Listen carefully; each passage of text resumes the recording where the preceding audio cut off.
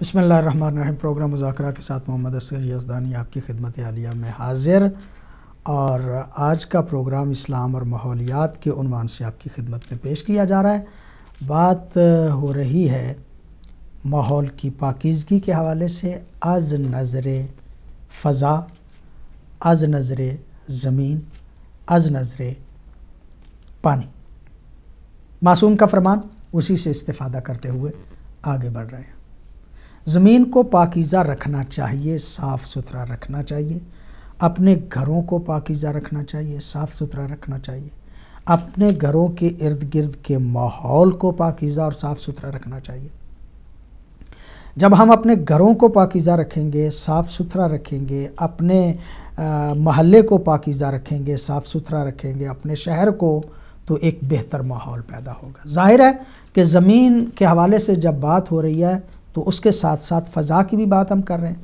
فضا بھی پاکیزہ ہونی چاہیے، یعنی حد یہ کہ اسلام یہ کہتا ہے کہ جس جگہ پہ تم نماز پڑھتے ہو وہ جگہ بھی مباح ہونی چاہیے، یعنی وہ جگہ جو ہے اس پہ بھی تمہارا اپنا استعمال کا حق ہونا چاہیے۔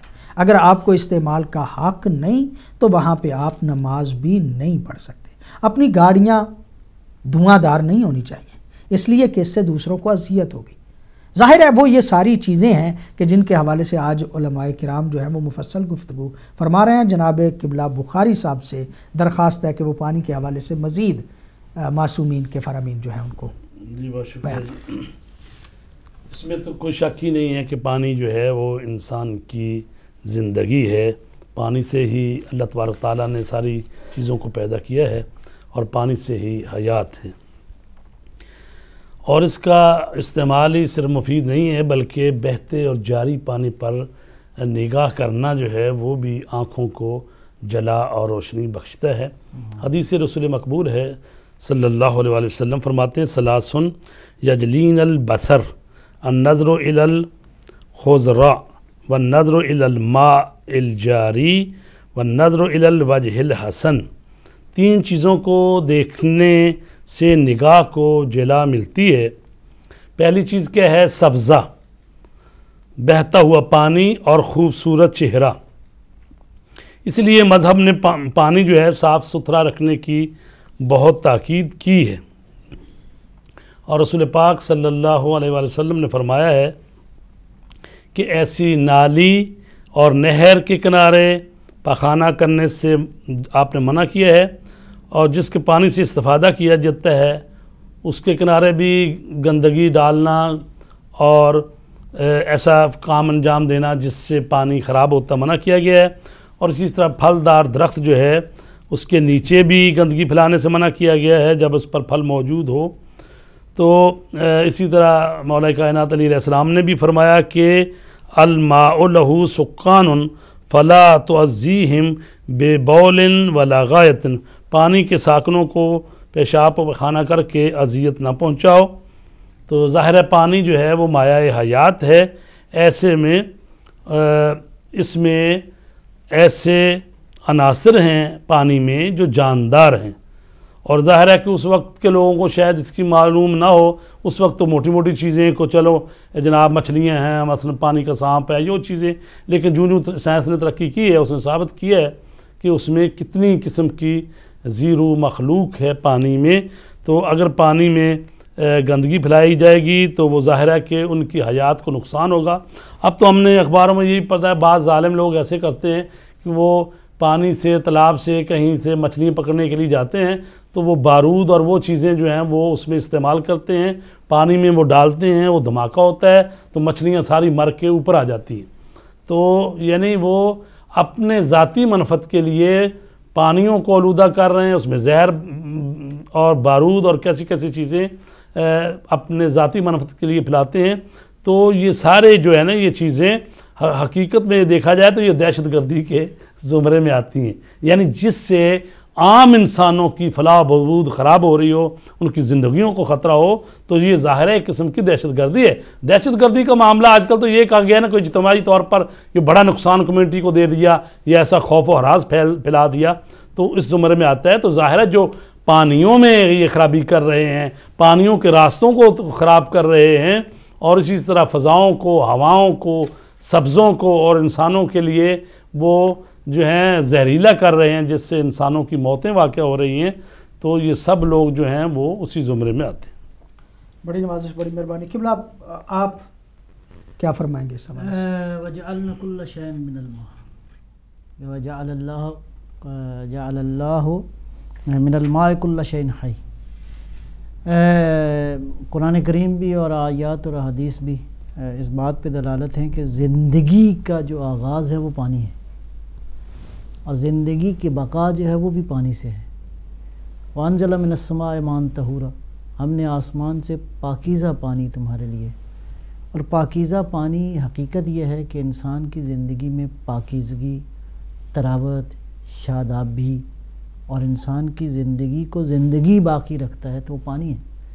یعنی پانی کی وجہ سے زندگی، اور اگر اصل میں اس نقطۂ نظر کو دیکھا جائے کہ اللہ تعالیٰ نے پانی، جیسا کہ اب زمین کی جیسے کیلکولیشن کی گئی ہے، 3 حصے زمین کا پانی ہے اور باقی خشکی ہے۔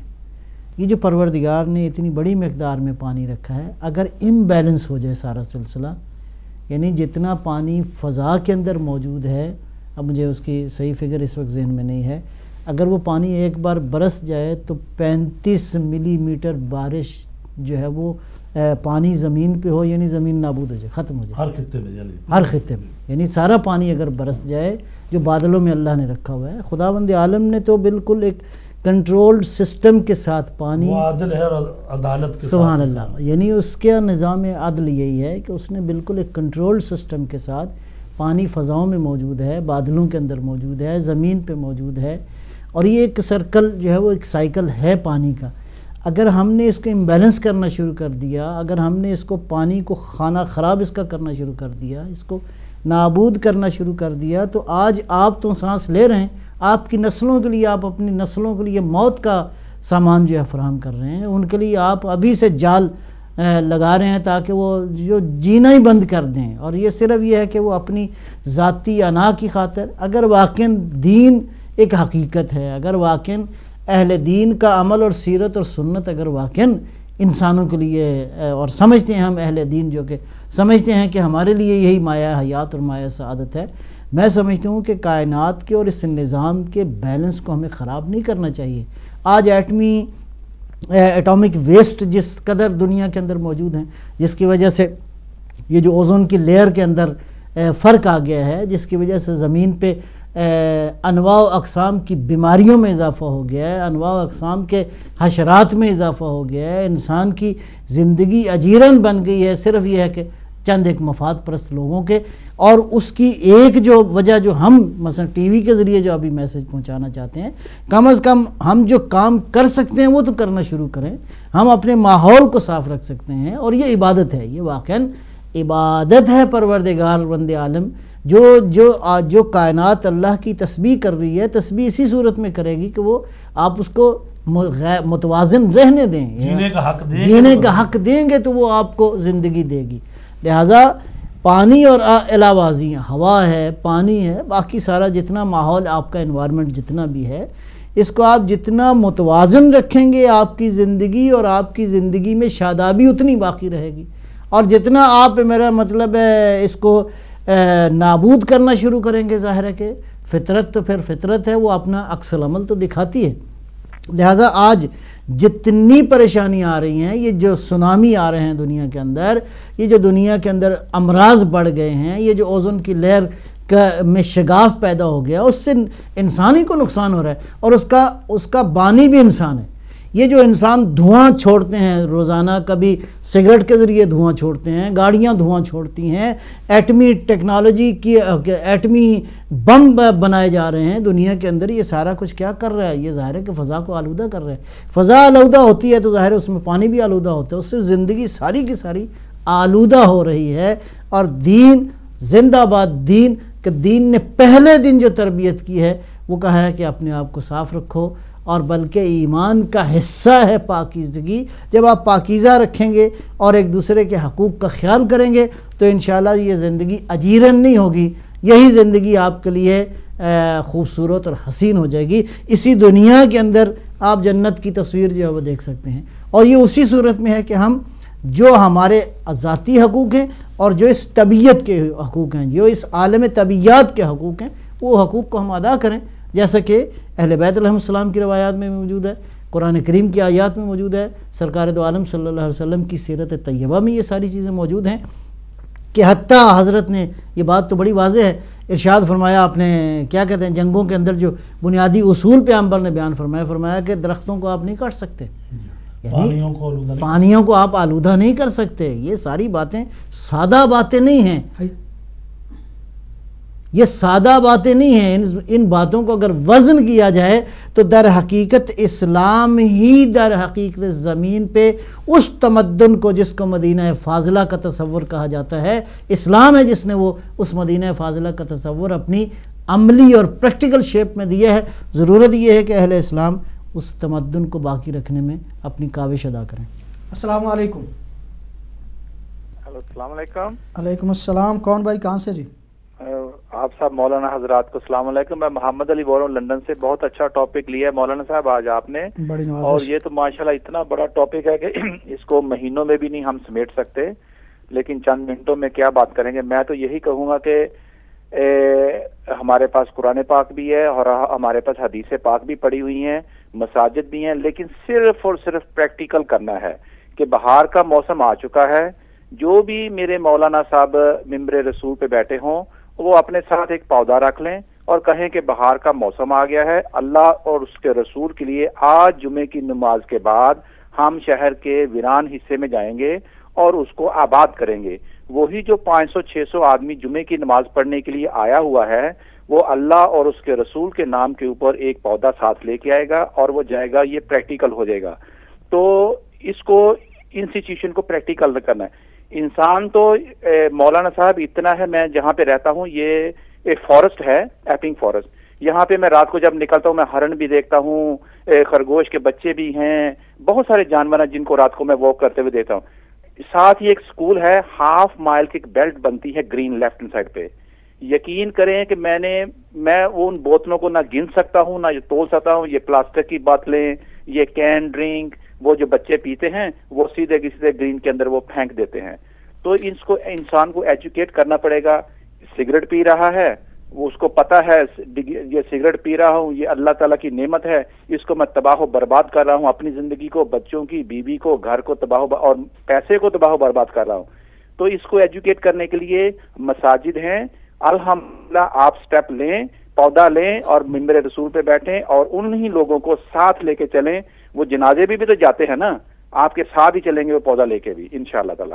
بڑی نوازش، بڑی مہربانی۔ محمد علی صاحب برمنگھم سے پروگرام میں شامل ہوئے، ان کی تجاویز آئیں، بڑی نوازش، بڑی مہربانی۔ قبلہ بخاری صاحب۔ جی تو ایسا ہے کہ جتنی بھی احادیث پڑھی گئی ہیں نظافت اور صفائی کے حوالے سے، ان سے جو نکات نکلتے ہیں میں ان کو خلاصہ وار بیان کرتا ہوں کہ انسان جو کہ اللہ کی بہترین اور عقل و شعور رکھنے والی مخلوق ہے، اسے جسمانی نظافت، گھر، دفتر، علمی و ثقافتی مراکز، رفائی اور عبادتی مقامات کی صفائی ستھرائی کا بھرپور خیال رکھنا چاہیے۔ دوسرا پوائنٹ یہ ہے کہ انسان مادہ اور روح سے مرکب وجود ہے اور روح اور مادہ ہمیں لمحہ ساتھ ساتھ ہیں۔ روح پر اثر انداز چیز ہوتی ہے جو جسم کو تکلیف ہوتی ہے، روح ٹھیک ہو تو جسم پر بھی اثر انداز ہوتی ہے، تو لہٰذا روح کو لطیف تر اور قوی بناتی ہے جو چیز وہ ہے پاکیزگی۔ ایک تو ارادوں اور نیتوں اور اس کی بھی پاکیزگی ہونی چاہیے، اور ساتھ ساتھ جو ہے یہ ظاہری جو ماحول ہے باہر کا وہ بھی اگر صاف ستھرا ہو تو انسان کی طبیعت پر بھی اثر انداز ہوتا ہے اور انسان کی روح بھی خوش ہوتی ہے۔ ان احادیث سے یہ بات بھی واضح ہوتی ہے کہ صفائی ستھرائی کا حکم عمومی ہے اور ہر زمانے کے لیے ہے۔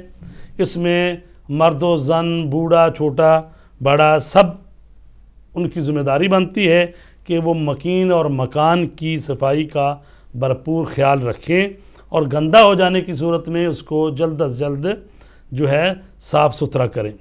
صاف ستھری اور معطر جگہوں سے گزرنے والی ہوا اور فضا لوگوں کے مشام کو معطر کرتی ہے۔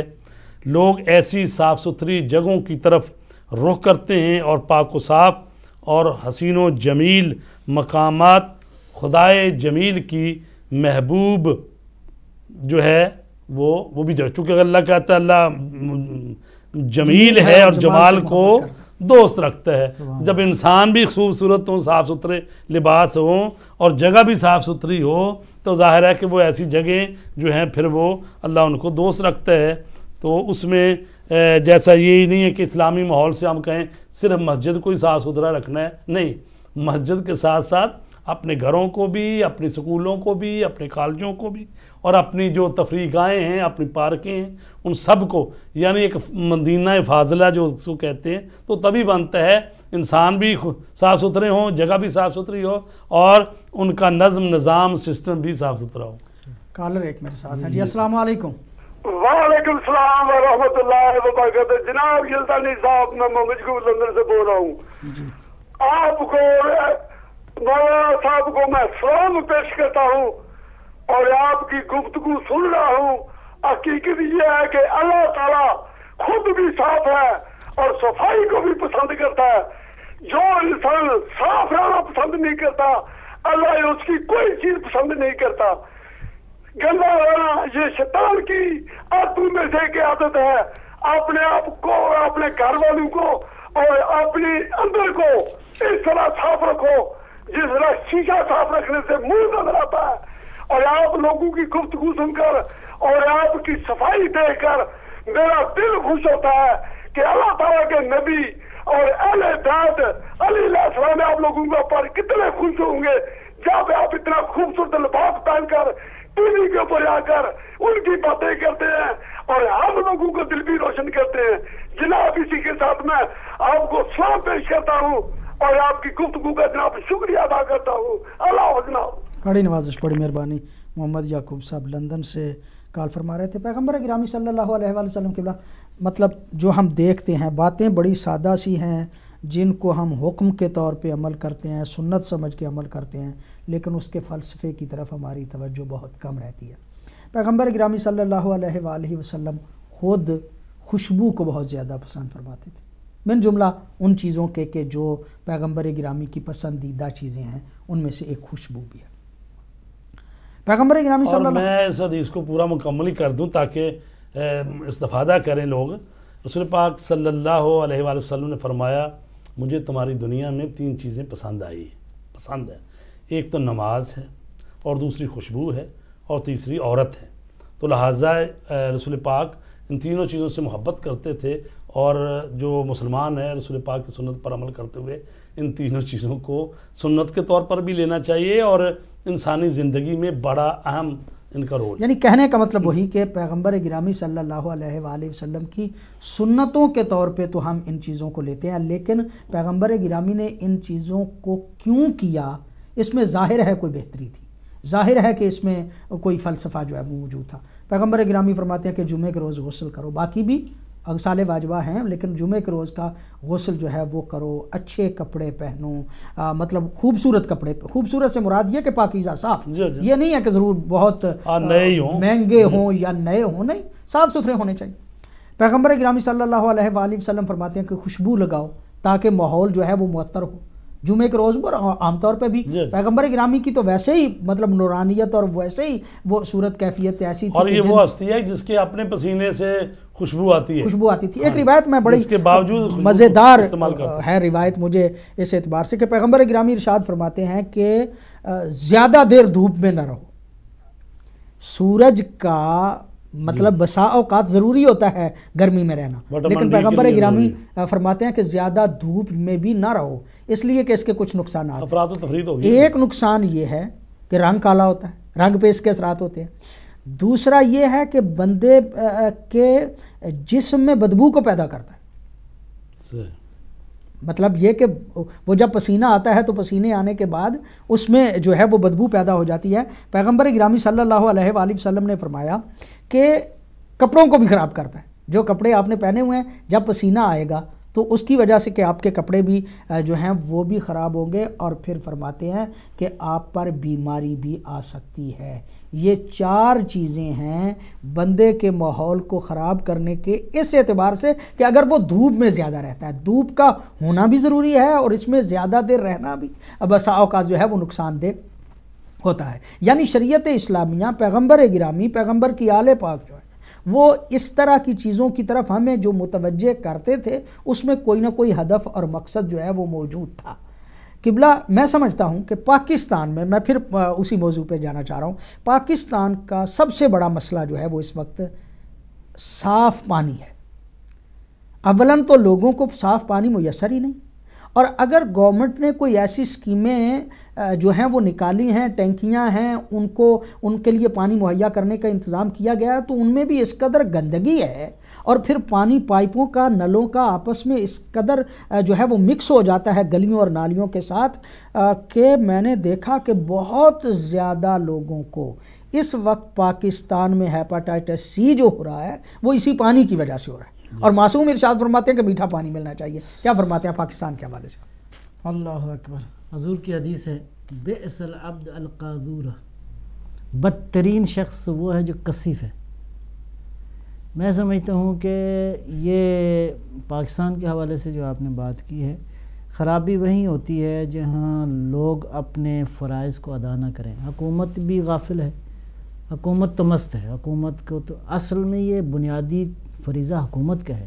اب یہاں یہ جو ہم یورپی ممالک کی مثال لیتے ہیں، میں سمجھتا ہوں کہ اچھائی کی تعریف کرنی چاہیے۔ انہوں نے سسٹم دیا ہے، سسٹم آج لوگ اس سے بینیفٹ اٹھا رہے ہیں، بنیادی ضروریات کی چیزیں انہوں نے مہیا کی ہیں۔ بنیادی یہاں جو ڈرینیج سسٹم ہے، سیوریج سسٹم ہے، 100 سال پرانا ہے، اور ابھی تک وہ مطلب ہے ضروریات کو پورا کر رہا ہے، لوگوں کی مشکلات اور پریشانیوں کو حل کر رہا ہے۔ ہمارے ہاں حکومتیں فقط اپنی کمائی کرنے کے لیے آتی ہیں، انسانوں پہ سواری کرنے کے لیے آتی ہیں، فقط لذتوں اور شہوتوں کے حصول کے لیے لوگ حکومت حاصل کرتے ہیں، نتھنگ ایلس۔ اس کے علاوہ ان کا کوئی ایجنڈا نہیں ہے۔ لاکھوں اربوں روپے لگا کے ایک سکیم کو ہرگز کوئی ایجنڈا نہیں ہے، ہرگز ایجنڈا نہیں ہے۔ یہ سکیمیں بھی، اس کا جو مطلب 80% ہوتا ہے وہ حکمرانوں کی جیب میں جاتا ہے، پیچھے جو ریت رہ جاتی ہے، رہا کھا رہ جاتا ہے، ظاہر ہے کہ اس میں گندی نالیوں کا پانی ہی صاف نالیوں میں آئے گا، نتیجہ یہی ہوگا۔ دوسری طرف جو میں عرض کروں گا، وہ خود عوام کی بھی تربیت نہیں ہے۔ عوام بھی پانی کا اتنا بے جا بعض اوقات استعمال کرتے ہیں، اور یہ فکر ابھی پاکستان میں راسخ ہو چکی ہے، ٹھیک ہے کھاؤ، حکومت کا مال ہے۔ حکومت کا مال کمانا کیا ہے؟ تم مسلمان نہیں ہو، تم اسلامی معاشرے میں نہیں رہتے ہو۔ لوگ مطلب ہے ٹوٹی کے ساتھ جس معاشرے کے اندر پانی نہیں ملتا، 2-3 گھنٹے جو اپنی گاڑی کو دھوتے ہیں، کیوں دھوتے ہیں؟ کیوں یہ کام کرتے ہیں؟ کیوں ایسی جگہ پہ پانی یہ آپ کو پتہ ہے کہ ایک گلاس پانی جو ہے وہ کتنے زمین کے اندر ایکشن ریئیکشن کے کیمیکل مطلب عمل اور رد عمل کے بعد ایک گلاس پانی میٹھا آپ کو میسر آتا ہے۔ یہ تعلیم دینے والا بھی عوام کو بھی دینے والا نہیں ہے، آوے کا آوا بگڑا ہوا ہے۔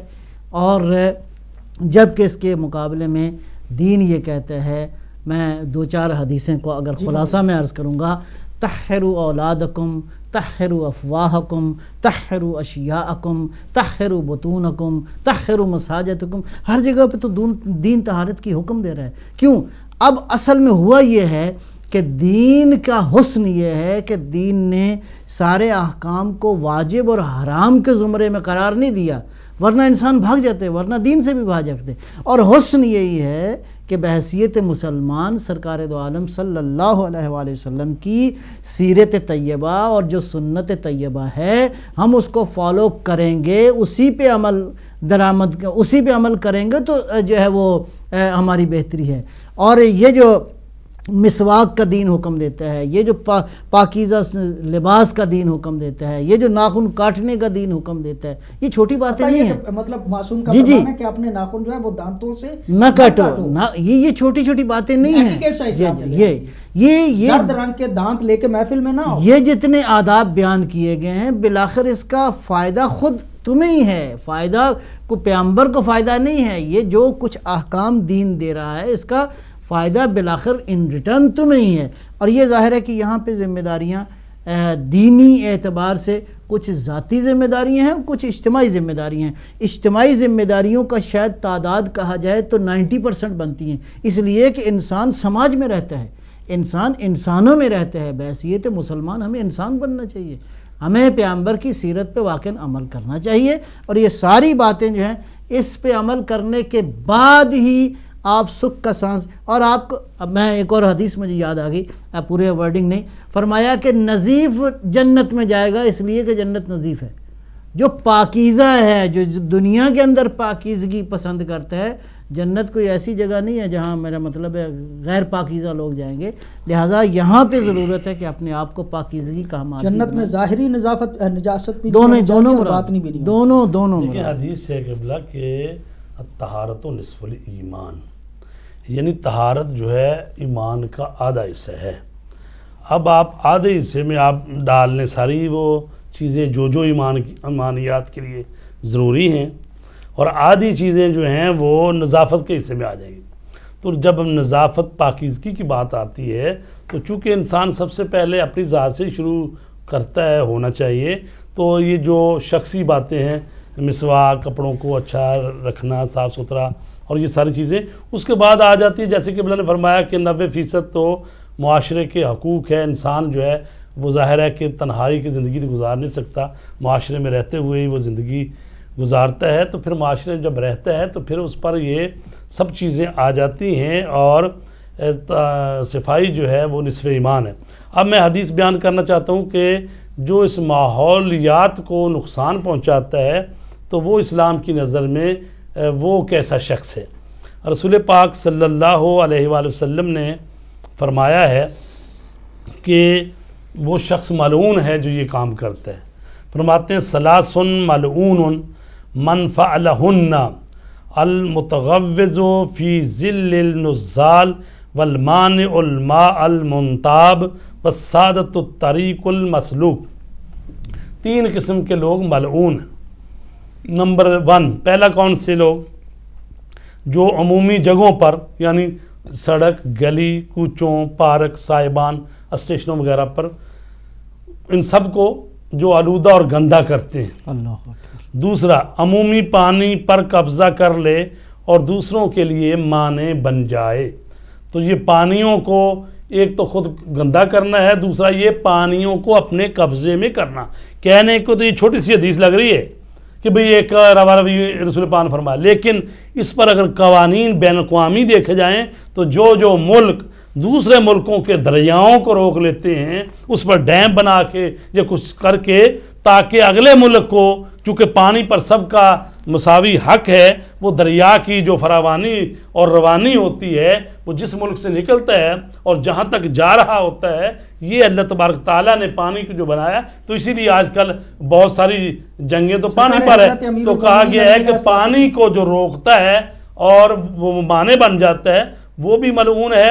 اور اسی طرح تیسری بات، عمومی راستے میں جو رکاوٹ ڈالتا ہے، تو اب یہ رکاوٹ ڈالنے والے راستے میں وہ چاہے کسی قوم قبیلے کے لوگ ہوں جو راستے کو روک لیتے ہوں، دوسرے قبیلے والوں کو جانے نہ دیتے ہوں، یا وہ دہشت گرد عناصر ہوں جو قوم قبیلوں کی سڑکوں اور راستوں کو روک کے بیٹھ جاتے ہیں یا خوف و ہراس کی فضا پیدا کرتے ہوں، تو یہ سارے ملعون ہیں جو کہ اس قسم کے کام کرتے ہیں جو سب کے لیے ہونے چاہیے، اس سے ساری انسانیت یا اس ملک کے لوگ فائدہ اٹھائیں۔ ان کے راستے میں جو لوگ رکاوٹ ڈالتے ہیں وہ سارے ملعون ہیں۔ میں سمجھتا ہوں کہ وہ بات بھی یہاں پہ کی جا سکتی ہے کہ سرکار حضرت امیر المومنین علی علیہ الصلوۃ والسلام کہ جب مخالف نے پانی پہ قبضہ کیا تو انہوں نے ان کو پانی دینے سے روک دیا کہ ہم پانی نہیں دیں گے، لیکن پھر جب سرکار حضرت امیر المومنین کے ساتھیوں نے جنگ صفین میں پانی پہ دوبارہ قبضہ جو ہے وہ اپنا بحال کیا، اور پھر اس کے بعد جب آپ کے ساتھیوں نے اظہار کیا کہ ہم بھی اب ان کو نہیں پینے دیں گے، تو حضرت نے ارشاد فرمایا کہ نہیں، پانی پہ سب کا حق ہے، یہ حیات انسانی کے لیے ضروری ہے، لہٰذا پانی جو ہے وہ سارے کے سارے یہاں سے پئیں گے۔ میں عرض کروں آپ کی خدمت میں، یہ تو انٹرنیشنلی مسائل ہیں، خود پاکستان کے اندر، بلوچستان میں، سندھ میں، گوٹھوں کے اندر جو چھوٹے چھوٹے دیہات ہیں وہاں بھی یہی قصہ ہوتا ہے۔ جو بڑے ٹھاکر ہیں وہ پانی پہ قبضہ کر لیتے ہیں اور غریبوں کی زمین آباد نہیں ہوتی، اور وہ بیچارے بھوک حتیٰ پینے یعنی تک مر جاتے ہیں. یعنی مطلب جب پانی نہیں ملے گا تو. نہروں کا پانی توڑ لیتے ہیں, آگے والوں کو جانے نہیں دیتے. جی ہاں. اور میں ایک اور نکتہ عرض کروں گا, وہ یہ ہے کہ پاکستان کے جو شہوت پرست حکمران ہیں, جنہیں سوائے اپنی لذتوں کے حصول کے کوئی اور پروگرام نہیں آتا, اگر پاکستان کے اندر پانی صحیح مینیج ہو جائے, پاکستان دنیا کی تمام تر زرعی ضروریات کا ایک بہت بڑا مرکز پاکستان کی سرزمین بن سکتی ہے. وہ ملک جو زرعی ملک ہے وہ بھیک مانگتا پھرتا ہے اپنے لیے. اس کی وجہ یہ ہے کہ پانی مینیج نہیں ہے. پانی کیوں جاتا ہے سمندر میں, یہ ایک سوال ہے. پانی کو کیوں نہیں مہار کیا گیا, یہ ایک سوال ہے. پانی جو آیا ہے پچھلے 2-3 سال پہلے جو سیلاب آیا ہے, وہ سال پہلے خبریں تھیں, لیکن بے حس حکمرانوں نے اگر اس پانی کو محفوظ کیا ہوتا تو یہی پاکستان آج دنیا کے اندر خوبصورت پاکستان. کہا جاتا ہے کہ اگر وہ جو پاکستان میں سیلاب آیا تھا, اگر اس کو روک لیا جاتا تو پاکستان کی 10 سال کی پانی کی ضروریات کو یہ پورا کر سکتا تھا. قرآن مجید جو کہتا ہے وَمَا أَصَابَكُم مِّن مُّصِيبَةٍ فَبِمَا كَسَبَتْ أَيْدِيكُم, تمہیں جو مشکلات اور مصائب آتے ہیں وہ تمہارے ہی ہاتھوں سے وہ بنائے ہوتے ہیں. اگر یہ پانی جو پاکستان کا اتنا ضائع ہو رہا ہے, کبھی ڈیم پہ جھگڑا ہم نہیں بننے دیں گے, وہ فلاں ڈیم نہیں بننے کی, وہ سیاسی مسائل ہیں, تو پاکستان میں اللہ تبارک تعالیٰ نے ہر چیز ہر نعمت دی ہوئی ہے, تو لہٰذا پاکستان میں پانی کا مسئلہ بھی حل ہو سکتا ہے, انرجی کا بھی مسئلہ حل ہو سکتا ہے, گیس کا. اچھا, کچھ کام تو وہ ہیں کہ جو حکومتوں کے کرنے کے ہیں, اور حکومتیں جیسے قبلہ فرما رہے ہیں بے حس ہیں پاکستان کی, وہ اپنے مفاد کے لیے تو کام کرنے کے لیے تیار ہیں, لیکن قومی مجموعی کام جو ہے وہ اتنا ہی کرتے ہیں کہ جس سے ان کا اپنا مفاد جڑا ہوا ہو, ورنہ عام طور پہ وہ ان باتوں کی طرف متوجہ نہیں ہوتے. لیکن اس کے علاوہ ایک عام انسان کی ذمہ داری کیا یہ نہیں بنتی کہ وہ پانی کو استعمال کرتے ہوئے افراط و تفریط کا جو ہے وہ شکار نہ ہو؟ مثلا پیغمبر گرامی صلی اللہ علیہ وآلہ وسلم کا یہ فرمان بھی بڑا معروف ہے اور واقعاً قابل توجہ ہے. معصوم ارشاد فرماتے ہیں پیغمبر گرامی کہ الوضوء بمدن والغسل بسائن, یعنی وضو ایک مد پانی کے ساتھ, مد یعنی 14 چھٹانک, پرانے زمانے کے حساب سے 14 چھٹانک یعنی 3 پاؤ, والغسل بسائن, اور غسل جو ہے وہ 3 کلو پانی کے ساتھ. اور پھر یہ روایت جو ہے اس کو آپ علماء بہتر طور پہ جانتے ہیں کہ پیغمبر گرامی خود وضو 1 مد کے ساتھ کیا کرتے تھے, غسل 1 سا کے ساتھ کرتے تھے. روایت کے لفظ یہ ہیں بے جمیع سنن ہی, تمام سنتوں کے ساتھ, یعنی ناک میں پانی ڈالنا ہے 3 مرتبہ, منہ پہ پانی ڈالنا ہے 3 مرتبہ, کلی کرنا ہے 3 مرتبہ, یہ سارے مستحبات ادا کر کے. بلکہ یہ ہے کہ روایت کے لفظ جو ہیں وہ کہ پیغمبر گرامی صلی اللہ علیہ وآلہ وسلم ارشاد فرماتے ہیں کہ بعد میں ایک قوم آئے گی یستقلون ذالک, جو اس کو کم سمجھے گی کہ بھلا 3 کلو میں بھی وضو ہو سکتا ہے, 14 چھٹانک یعنی 3 پاؤں میں بھی وضو ہو سکتا ہے, نہیں اور ہونا چاہیے پانی. پیغمبر گرامی فرماتے ہیں ایسے لوگوں کا ہمارے ساتھ کوئی تعلق نہیں ہے. اللہ اکبر. یعنی جو اس پانی کو کم سمجھتے ہیں. اگر اس روایت کو جمع کرتے ہوئے اس بات پہ بھی کہا جائے تو کم از کم اتنا تو ثابت ہوتا ہے کہ پیغمبر گرامی صلی اللہ علیہ وآلہ وسلم نے اپنے عمل کے ذریعے سے اور اپنے اس فرمان کے ذریعے سے مسلمانوں کو اس بات کی طرف متوجہ کیا کہ پانی کی قدر و قیمت جو ہے اس کو پہچانو, یہ پانی کسی اور کے کام بھی آ سکتا ہے کہ جس کو تم ضائع کر رہے ہو. کیا بڑی خوبصورت حدیث ہے قبلہ آپ کی اجازت سے. رسول پاک صلی اللہ علیہ وآلہ وسلم نے ارشاد فرمایا کہ 7 قسم کے لوگوں کو مرنے کے بعد بھی قبر میں ثواب پہنچتا رہے گا. تو ایک ایک کر کے ہم بتاتے ہیں. پہلی, جس نے دوسروں کو علم دیا, یعنی جو معلم ہے, استاد ہے, عالم دین ہے, دوسروں کو علم دے رہا ہے, تو جو اس سے پڑھ جائے گا تو وہ بھی ایک یہ صدقہ جاری ہے. دوسری بات, جس نے نہر بنوائی یعنی پانی کے لیے لوگوں کو سہولت دی. تیسری بات, جس نے کنواں کھدوایا, یہ بھی پانی سے متعلق ہے. جس نے درخت لگایا, اور 5ویں چیز جس نے مسجد بنائی. نمبر 6 جس نے قرآن ترکہ میں چھوڑا. نمبر 7 جس نے استغفار کرنے والی اولاد چھوڑی. تو یہ 7 چیزیں جو انسان چھوڑ کے چلا جائے گا، اگرچہ اس کا اپنا نامہ اعمال جو ہے وہ بند بھی ہو جائے ذاتی، لیکن یہ اس کا نامہ اعمال اس جہت سے کھلا رہے گا کہ یہ جو 7 عمل کر گیا ہے، تو جب تک وہ باقی ہیں وہ چیزیں اس کے نامہ اعمال میں اس کی نیکیاں جو ہیں وہ جاتی رہیں گی۔ یعنی اس طرح سے رسول پاک نے کی ہے تاکید، فرماتے ہیں وَمَنْ سَقَا طَلْحَةً أَوْ سِدْرَةً فَكَأَنَّمَا سَقَا مُؤْمِنًا مِنْ زَمَإٍ، جس کسی نے پانی کے ضرورت مند درخت کو پانی دیا گویا اس نے پیاسے مومن کو سیراب کیا۔ یعنی خود درخت کو پانی دینا ایسا ہے جیسے پیاسے مومن کو سیراب کرنا ہے۔ ماشاءاللہ ماشاءاللہ۔ قبلہ صاحب آپ کچھ فرما رہے تھے؟ بس میں اتفاق سے آغا صاحب نے بھی بات کر دی ہے۔ میں کہتا ہوں کہ کم از کم ہم کچھ اپنے حصے کام جو ہے وہ جو کر سکتے ہیں وہ یہ ہے کہ امیر المومنین کی مثالیں ہیں، باقی بزرگوں کی مثالیں ہیں زندگی میں۔ چلو حضرت نے تو لاکھوں درخت لگائے ہوں گے، ہم 100-200 درخت بھی لگا سکتے ہیں، اور یہ درختوں کو پانی دینا میں سمجھتا ہوں کہ اس کا گہرا تعلق ہے، انوائرمنٹ کے ساتھ تعلق ہے۔ ایک درخت کا لگانے کا معنی یہ ہے کہ آپ اپنا حصہ انوائرمنٹ کو، ماحول کو پاک کرنے میں اپنا حصہ ادا کر رہے ہیں، جس سے انسانوں کی سانسیں پاک ہوں گی، جس سے زندگی میں رمق آئے گی، جس میں زندگی میں شادابی آئے گی۔ بالا ضرورت یہی ہے کہ انشاءاللہ پاکیزہ رہیں اور پاکیزہ بنائیں۔ بڑی نوازش، مہربانی قبلہ آپ کی، بڑی مہربانی قبلہ آپ کی۔ آج کا پروگرام اسلام اور ماحولیات کے عنوان سے آپ کی خدمت عالیہ میں پیش کیا گیا، اور یہ بات میں پھر دہراؤں گا کہ معصوم کے فرامین کے پیش نظر زمینوں کو زرخیز کرنا چاہیے، میٹھا پانی مہیا کرنا چاہیے اور پانی کو خراب نہیں کرنا چاہیے، اور ماحول یعنی فضا یعنی ہوا اس کو بھی پاکیزہ رکھنے کی کوشش کرنی چاہیے۔ ظاہر ہے کچھ کام حکومتوں کے ہیں اور کچھ کام انفرادی طور پہ ہمارے ہیں۔